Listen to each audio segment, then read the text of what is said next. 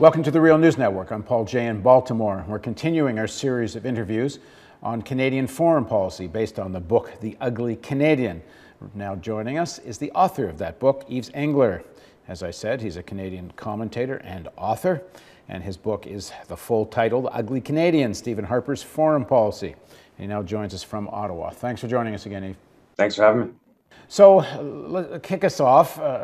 Again, as we've been going through these interviews, keep saying it should be the uglier Canadian, because it's not that Harper's setting a whole new course for Canada, but it does seem to be positioned in a more, militant way. Is that also true in terms of Canadian-Iranian relations? For sure. The Harper government has that's one where I think there is some, they've gone out of their way to be at the forefront in condemning Iran, in they shut down about 2 months ago. They shut down the Canadian embassy in Tehran and shut down the Iranian embassy in Canada and expelled Iranian diplomats. And that was a pretty aggressive move that is often seen as the step before a full-scale declaration of war. And why would they have done this? I mean, in a sense, you would think with Canada having an embassy there, there's some pragmatically useful role to having an outpost there. The Americans get to use it covertly. There's some practicality to it, and closing it is sort of a symbolism for whom? Like, who cares that Canada closes their embassy? Yeah, well, and there is longstanding allegations of Canadian spying in Iran for Washington, and of course, going back to 1979, the American diplomats that are taken into the Canadian embassy there and then taken out of the country, which the movie Argo, Ben Affleck's recent movie, is a large part about. So there is that was clearly the use of the embassy. I think the main reason for the timing of the shutting down of the embassy, one is that I think the Harper government wants to fully support Netanyahu's belligerence vis-a-vis Iran, and so this shutting down the embassy was a sort of a small contribution to that, sort of creating the dynamic where for an attack against Iran, or at least to heighten sanctions and controlling Iran. But I think the specific timing was motivated partly because 2 weeks before shutting down the embassy, Iran had the non-aligned movement, a very successful non-aligned movement meeting there, where I think it was 110 different countries represented, 60 heads of state. The head of Ban Ki-moon from the UN was on visit, even after both John Baird, Canadian Foreign Minister, Hillary Clinton from the Obama administration, and Netanyahu had all publicly criticized Ban Ki-moon for going and asked him not to go. So I think this was a reaction. This was a sort of an attempt to, after a successful Iranian meeting where they were able to break out of some of this isolation that the U.S. and Israel and Canada and some of Europe are trying to isolate Iran. This was some of the success. So the response that Canada did to that was to try to attack Iran diplomatically by shutting down the embassy, which, as you say, supports Netanyahu's narrative and it may even be something they asked for. Exactly, it's certainly possible that there was some speculation, even at the extreme end, that this was to support Netanyahu when he was kind of in battle with Barack Obama, and there were some disagreements there where obviously Netanyahu did the whole red line thing at the UN, and this was sort of Canada's kind of contribution to that. I'm not sure that that's necessarily it was a conscious attempt to sort of somewhat undermine Obama's position. I don't know if I would go that far, but certainly clearly wanting to support Netanyahu, and it fits within a lot of other different elements to Canada's policy. There's Canadian naval vessels patrolling off the coast of Iran, running provocative maneuvers alongside U.S. Armada. There's Canadian troops in Afghanistan occupying a country bordering Iran. There's Joint Task Force 2, the Canadian Special Commandos in Afghanistan.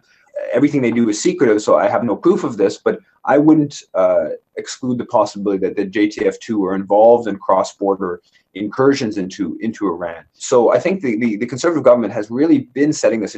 I consider it a low-level war that Canada is waging against Iran. The economic sanctions, the point of those sanctions is basically have the Iranian economy scream. And what that means at a human level is people who are having difficulty getting milk and eggs having that much more difficulty getting those foodstuffs. And so the conservative government has been participating in what should be really understood as a low-level war against Iran, and it's having a consequence on millions of Iranians' lives. Hopefully, it won't escalate into a full-scale war, but that's still a clear possibility. We pointed out on the Real News many times that the sanctions war, economic sanctions, to quote Biden, killer sanctions, still are taking place at a time when there's no credible evidence from the IAEA that there actually is a nuclear weapons program in Iran, and American intelligence agencies, as far as we know, continue to say there's been no decision to create a bomb in Iran, yet, quote unquote, killer sanctions are on anyway, and as you say, Canada is fully part of it. Let me ask one other question. Canadian foreign policy traditionally is very connected to making money. It's usually somehow to do with some trade advantage for Canada. That seems to be the overriding concern for most Canadian foreign policy. Is there some straight economic advantage in terms of this closer relationship with Israel, which seems to be partly driving Canadian Iran policy? One of the reasons for closing down the embassy, why it was made easier to close down the embassy in Tehran, is the fact that the Harper government has had a policy of trying to dissuade economic relations with Iran. And so one of the main objectives of a Canadian embassy anywhere in the world is basically to advance the interests of Canadian corporations in that country. And because they've had this campaign to try to dissuade economic relations with Iran, it goes back before the actual formal sanctions. There's so little Canadian business going on in Iran. So shutting down the embassy becomes that much easier because you don't have a pushback from sort of business interests that are active in that country. So that's sort of one of the elements to sort of explaining the shutting down of the embassy in Iran. In terms of the Israel element, I don't think it's motivated by business interests. There are deepening ties between Canadian companies and Israeli companies, and that's been going on for quite a while. There was a free trade agreement that a previous government in 1997 signed with Israel, and since that time, there's been a real growth of trade and investment between the two countries.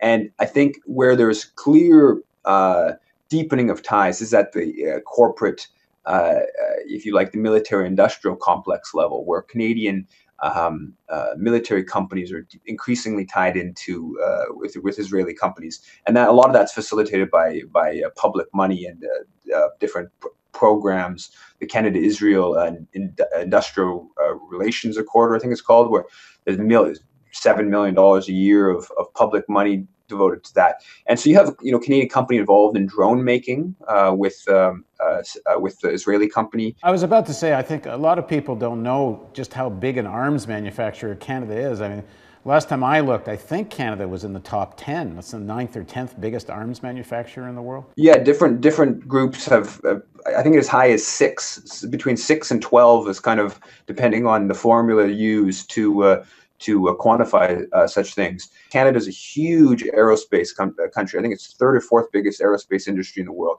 And those aerospace companies, a company like CAE, Montreal-based company, I think they're considered sort of one of the best of the flight simulation. And so big chunk of what they do is training military pilots. There is a significant Canadian arms industry that goes right down into producing bullets, even not at the most of it's more at the components level, tied into American military companies, but there are still Canadian companies that produce even sort of more traditional kind of weapons like bullets.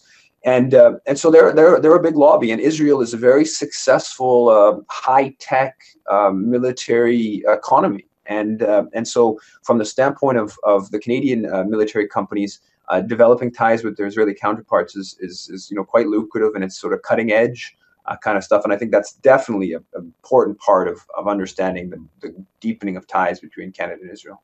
All right, thanks very much for joining us, and we're going to continue this series on Canadian foreign policy. If you'd like to see more programming like this, we need your support. We're in our year-end fundraising campaign. Every dollar you donate gets matched in this campaign. There's a donate button somewhere over here. If you don't click on that, we can't do this.